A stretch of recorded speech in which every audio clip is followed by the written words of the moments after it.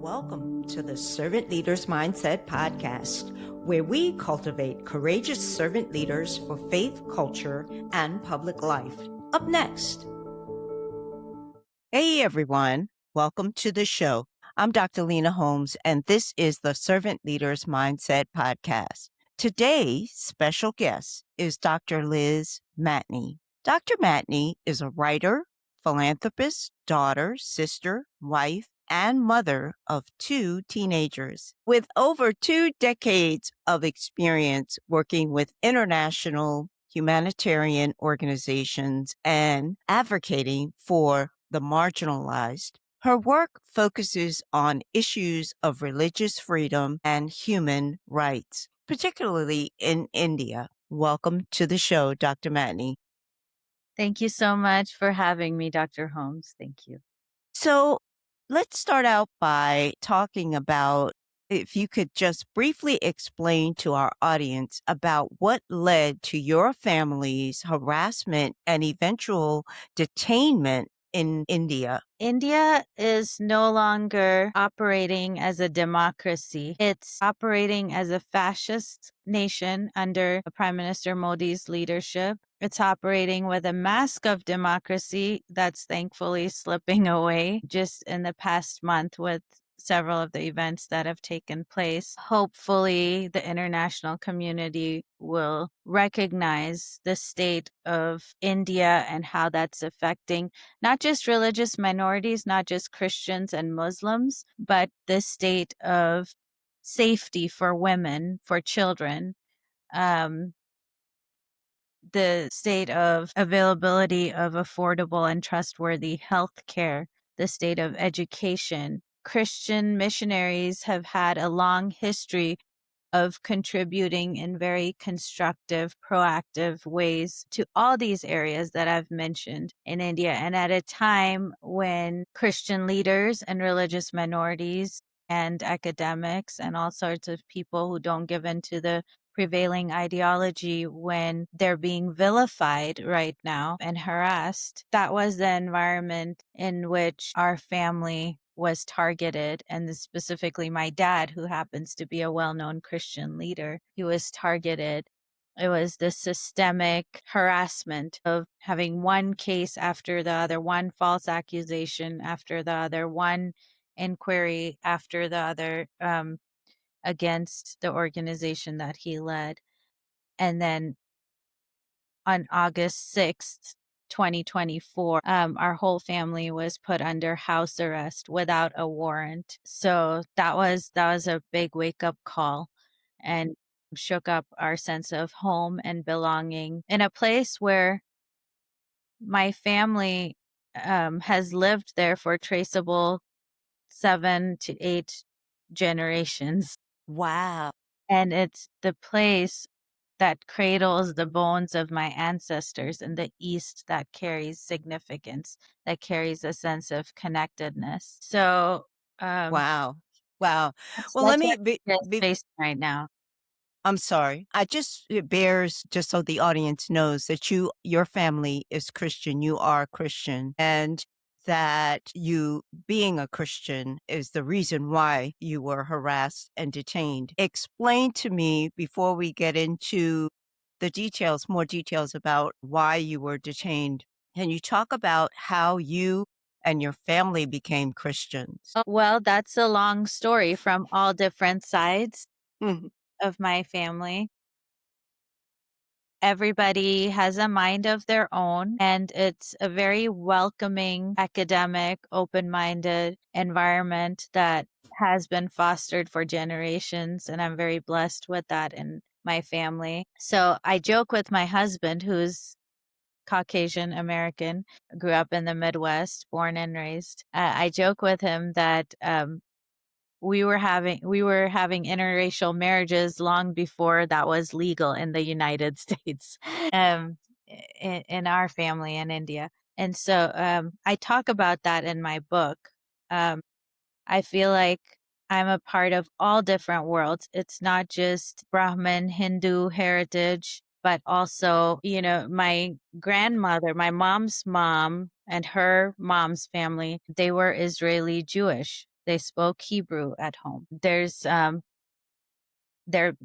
Muslim heritage. There are people from all different backgrounds who came together, and I'm a result of that and Wow. chosen to be a follower of Christ So because your father was a Christian. Was he the first one to convert to Christianity or no, was go I ahead. talk about this in the book because from different sides of the family, there were a lot of very in-depth different stories of individuals. So from my dad's side of the family, my great grandmother was the first one to become a Christian. She was very well educated for a woman of her time, and she was from an upper class family, so she wasn't trying to get out of the caste system. They belonged to the highest caste. They were very well off and well known in that area.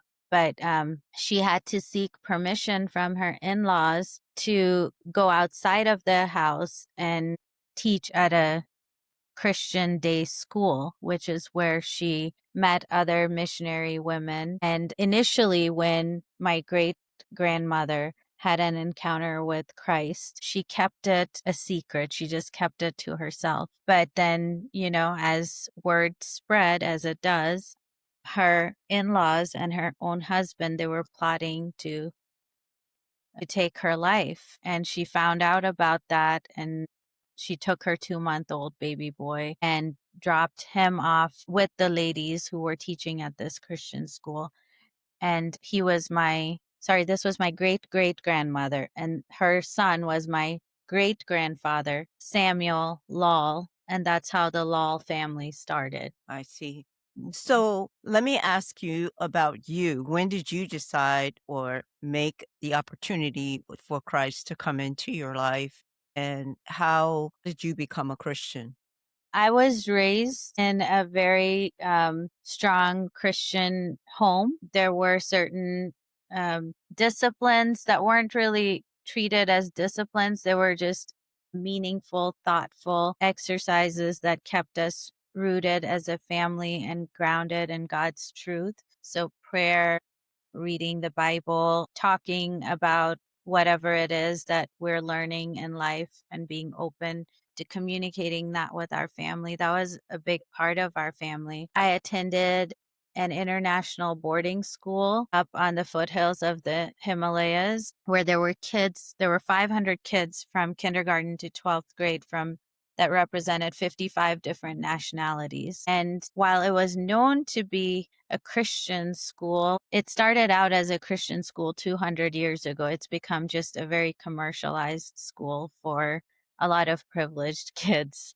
now. And so one thing I learned at an early age was to question everything and not to just go with truism. So their example and the fact that they were very open to me questioning and wanting to talk about different faiths and different traditions and what was appealing in those different faith traditions to me, and how the uniqueness of Christ stood out in the midst of all of that. I think that their example and their openness to those conversations is what Mm. actually led me to my faith. But yeah, as it is for everybody, it's a journey. Go through experiences that shake up our very existence, and we look back and we reevaluate how we look at the world, how we look at faith, how we look at a sense of belonging. So can you tell me then, let's fast forward a little bit and talk about, so because 2024, it's 2026, that was just 2 years ago Mhm. that you were in a situation where your family was detained. Can you talk a little bit briefly? Obviously, I know all these things are in your book, but just to tell the audience to whet their appetite in terms of what they're going to be reading, can you explain what exactly led up to the detention of your family? The bottom line is Hindu nationalism has grown so much. And like I said, whoever doesn't give in to the prevailing ideology is vilified. Those in power, they tend to come after. Can you explain in what ways were you vilified, and what was the reason or the false charge that your family was now to be detained? So there are, in several states of India, there are these things called anti-conversion laws. Mhm. And while they were intended to prevent forced conversions, they had been used to come against those of monotheistic faith, specifically Christians and Christian leaders. And it was, I think, 2 months ago when the Supreme Court of India finally said that it's only the person who's affected or their immediate family member who can file a complaint related to the anti-conversion laws. And then the local authorities are to conduct a thorough survey. But prior to these last couple of weeks, any random person could accuse any other random person of forceful conversion. It's just very petty because, we tell people that even Jesus was against forceful conversions, Now, most when you say forceful conversion, what are you talking about specifically? Being forced to convert convert to to Christianity. Christianity. So, meaning that all Christians then, it was Could be easy assumed, targets. Yeah. were forced to become Christians, correct? Well, it's all Christians. It makes all Christians vulnerable to be targeted by these people who want to come after them. I understand that, but I guess what I'm saying to you is these laws that were in place, what did the laws? So these are state laws that are a lot of people will argue, and there's an organization called Alliance Defending Freedom, ADF India. They're in the process of declaring all these state laws unconstitutional because according to the Constitution of India, everybody is free to practice and propagate their religion. Article 25 gives that freedom. Now, in these state laws, they say you have to prove if one decides to leave their faith of their family that they grew up in and convert to another faith, they have to go to the local authorities and prove to them that they weren't coerced into converting and I that see. they weren't allured by anything I see. to become Christians. It's something that's, faith is something that connects our heart, mind, and spirit. It's such a personal thing that for somebody to have to go before authorities to prove to them, that just seems very unnatural. Well, you don't have to prove that you're Hindu, correct? Because that's Exactly. Yeah. the predominance of the population, Yeah. that's the faith that they practice. And it's a polytheistic faith. So, Mhm. when they have millions of gods and goddesses and anything and everything can be worshiped, then they think, oh, we're so open minded. It's fine to add Christ as Ah, I one of the see. gods.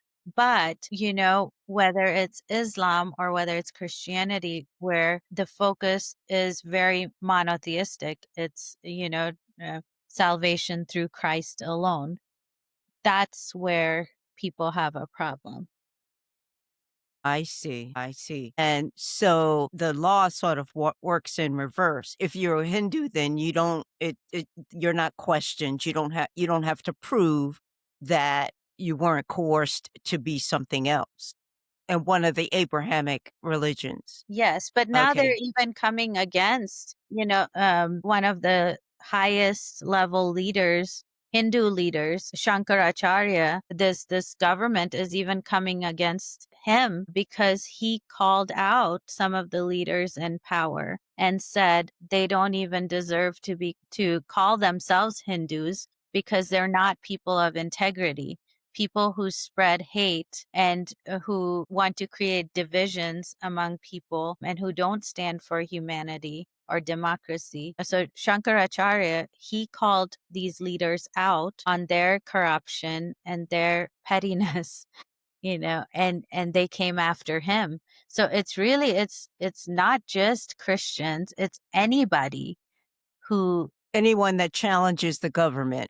Is that what any you're saying? yeah, but my dad, he didn't even challenge the government. He stood for what he did Mhm. as a Christian, as a leader, and he was there to serve his people. I always say that my family, it taught me both comfort and courage, and that's what's allowed us after our escape from India, thank God. It's allowed us to experience new kind of homecoming in the most unexpected ways. The memoir, it traces how exile can paradoxically become the place where home is reimagined. Mm, And that's not always to do with geography.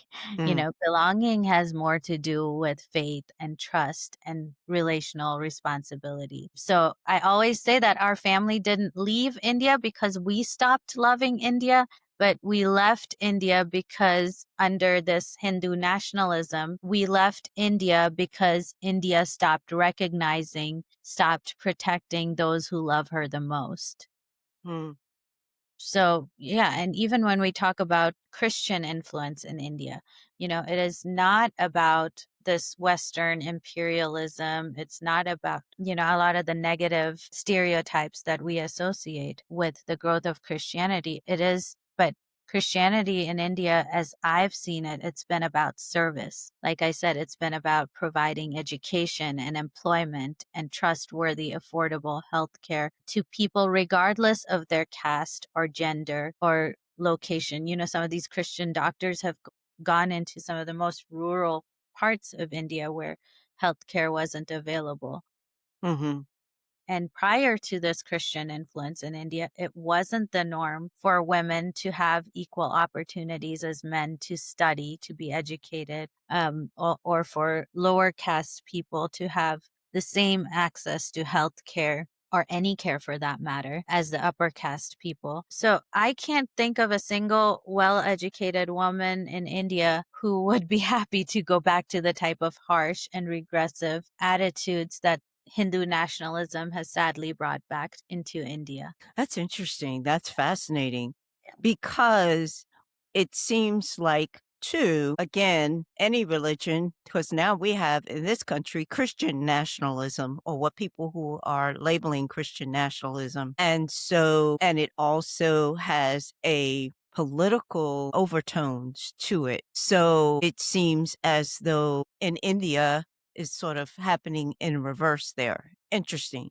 But what I wanted to kind of because you have so much experience, you have so much to talk about, and we only have a short period of time for an interview.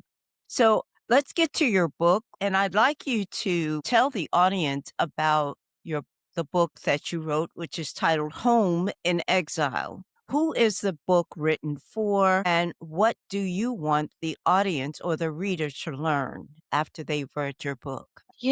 Dr. Holmes, I think many people, even right now as we're speaking, many people are walking through seasons in life that they never chose. And there's a temptation to believe that those seasons have disqualified them from the life that they deserve, that those seasons have maybe even disqualified them from leadership.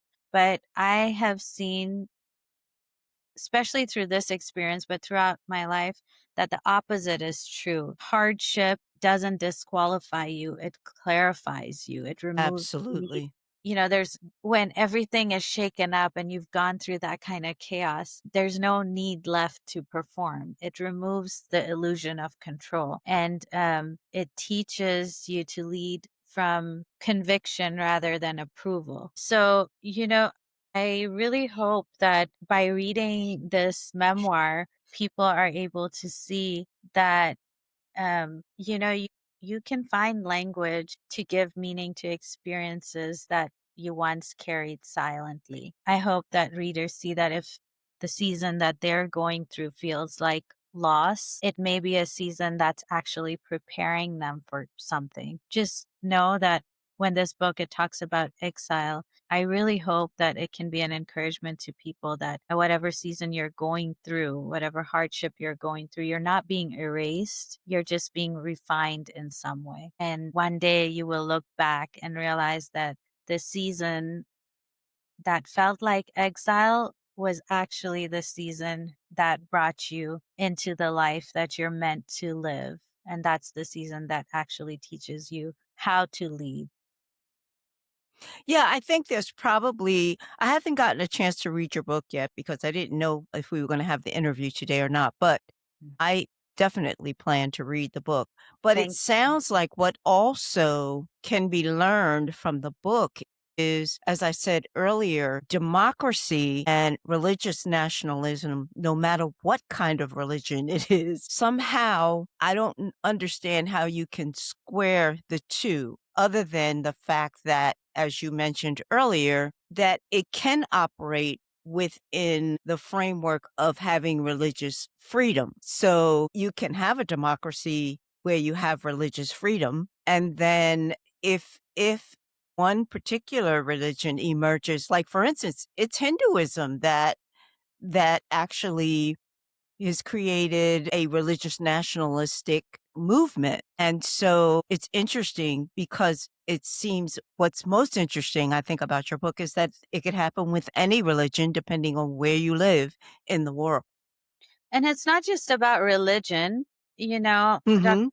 I think you might have more insight into this, but it's just instead of looking at humanity for what it is, this when one develops an unnecessary sense of superiority, um, that Excellent. Yeah. that because of whatever human label we put on another human being or on ourselves, one is superior than the other, when the Bible clearly tells us we're all created in God's image. So, yeah, consciously and or subconsciously, I think we are impacted by the environment, by the landscape, by the, you know, things going on around us. And in my book, one of the things I talk about, this is a bit off topic, but I talk about my grandparents' garden, and it was surrounded by these tamarind trees. And I talk about the palm trees around my parents' home and the very multicultural, full of grace gatherings that took place in that environment when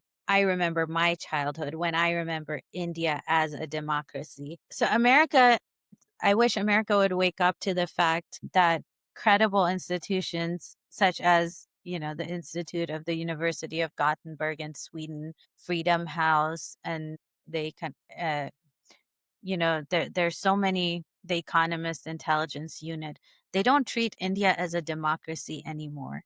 Hmm. India is being called a flawed democracy or a partial democracy. And some scholars, they may even agree that India is an autocracy now, where one person has absolute power. And we all know that absolute power tends to corrupt absolutely.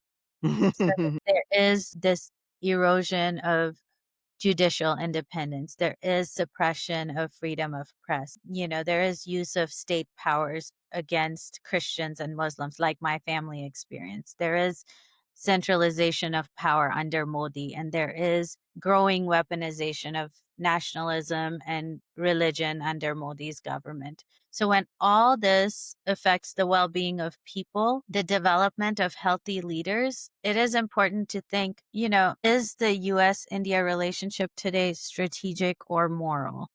Hmm. When American leaders who are elected, um, saying that they're Christians and it's largely Christian voters that have put them in places of power, when these leaders stand before these Hindu nationalistic leaders, do they hold them accountable?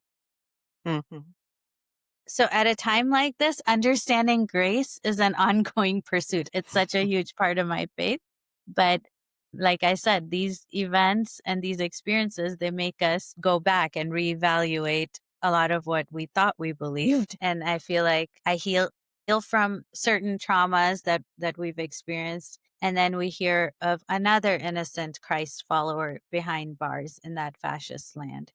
Mm-hmm. these are people I've personally held dear, and I know they're faithful to who God has called them to be. So Mm-hmm. at a time when these things are going on, healing and grace and faith remain part of the ongoing process of naming injustice, holding on to truth, to God's promises. For me, that's God's promises found in scripture. And sometimes, I've had to come to grips with the reality that sometimes I'll have to learn to forgive, even when I don't know if reconciliation is possible.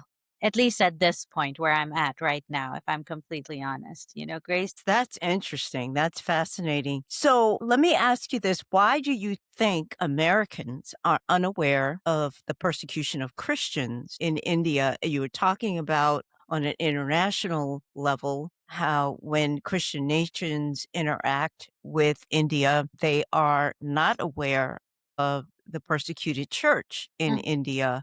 Why do you suppose that there is no awareness? And even there isn't any movement in the United States because there are Indians that live here, people from India who have become American citizens or have immigrated and so on. Why do you suppose that nobody talks about this?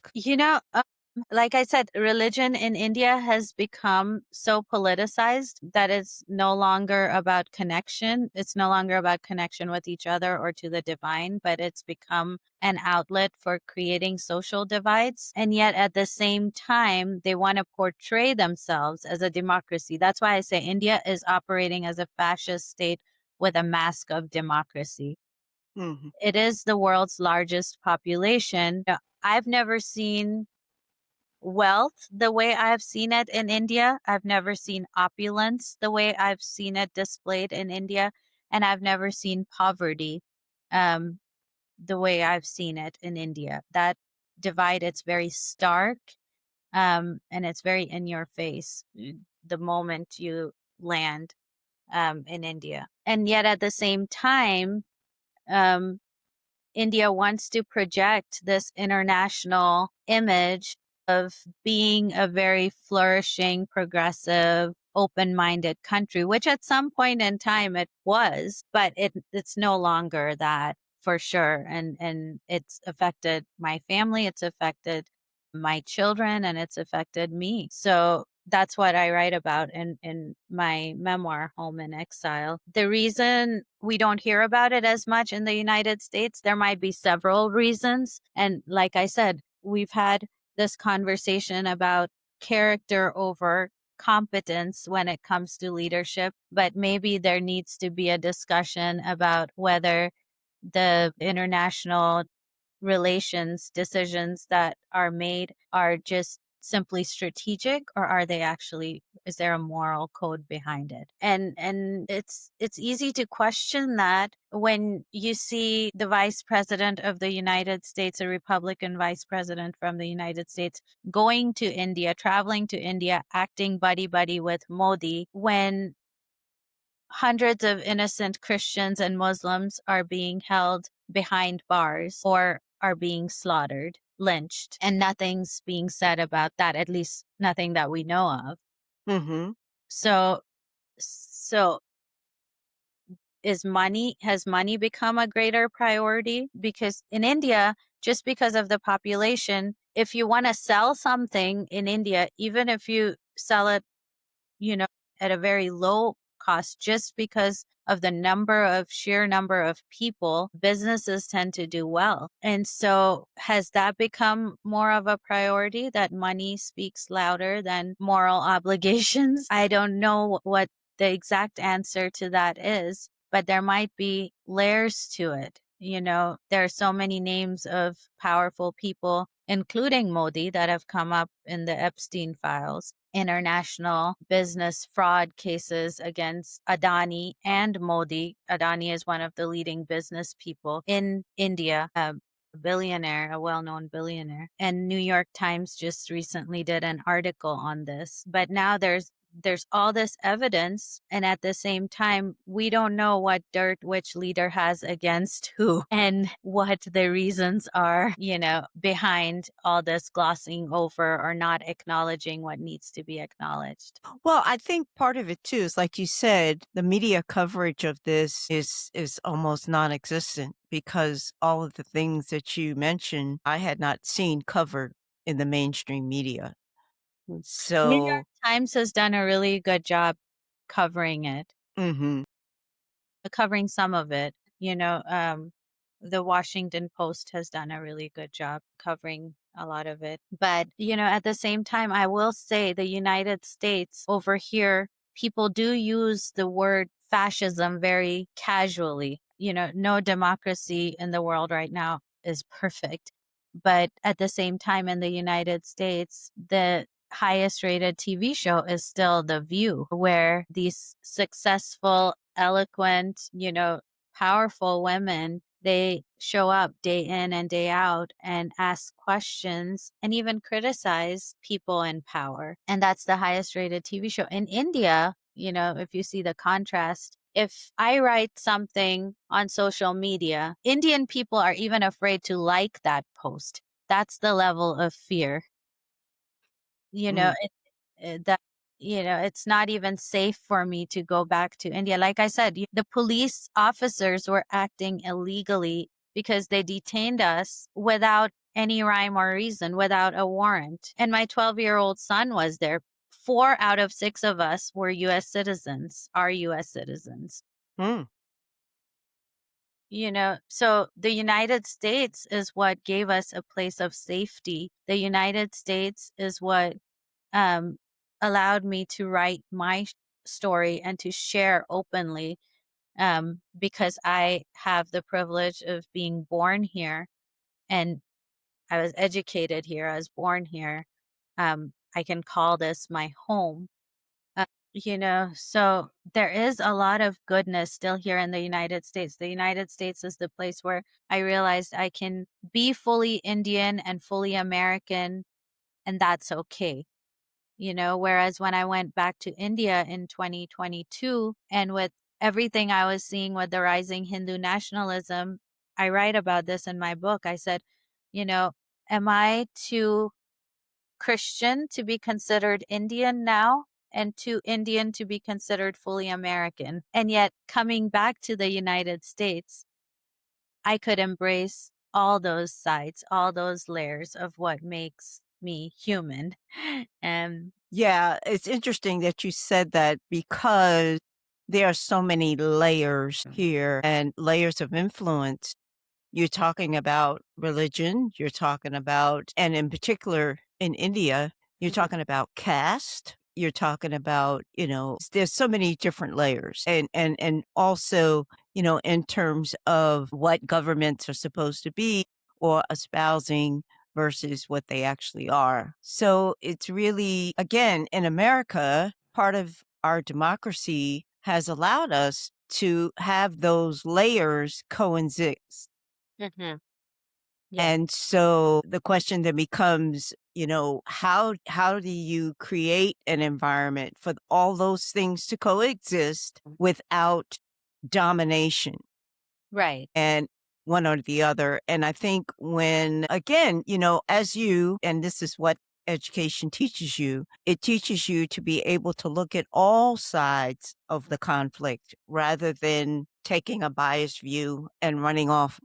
Um, I think, your book is going to be and I'm really looking forward to reading it Thank you. because it addresses all those issues, but, from a totally different cultural perspective within another country.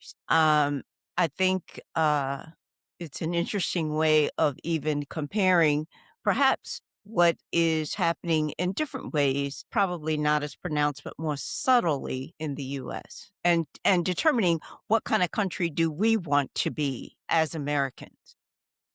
Yeah, Dr. Holmes, it going through the entire writing process, I think it did help create greater empathy for those who I would consider on the other side.